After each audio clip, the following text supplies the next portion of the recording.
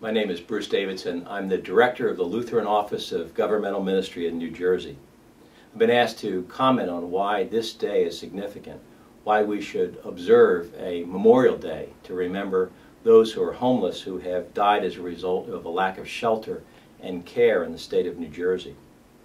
Observances of this day have gone on for a number of years now, and I think it's important to remember that people throughout the state of New Jersey who have been caregivers, who have been friends to those who lived on the street, can remember by name people whose lives have touched their lives and who are no longer with us, who have died. It is significant to remember those lives and to celebrate not just who they were, but the potential that has been lost as a result of their deaths. This is a day in the religious community when people will pray in remembrance of people that they knew and cared for. It's a day that comes after a Sabbath weekend when in New Jersey, houses of worship throughout the state remembered the homeless in their prayers, in sermons, in reflection, and in study.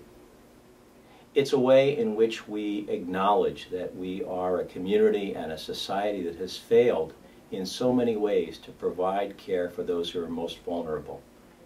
It's a way for us to acknowledge people that would otherwise be invisible to us, because many of us can go through a day, a week, a month, a year without ever rubbing shoulders with people who have no place to live.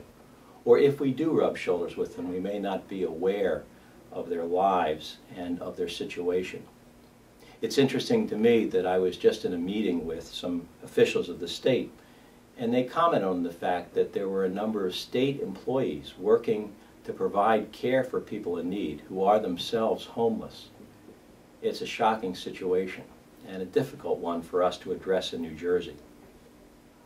Today's a day when we will remember these lives with sadness, but we will also celebrate the ways in which they have lived and cared for others in their own journey.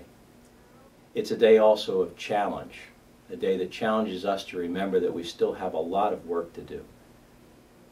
We're grateful that we live in a time and in a place where we can offer care, when we can seek to do justice, when we can speak out and speak up on behalf of our neighbors, and when we can gather not just to grieve, but also to be inspired by the lives we remember, and inspired by what we can do together to bring an end to the national embarrassment called homelessness.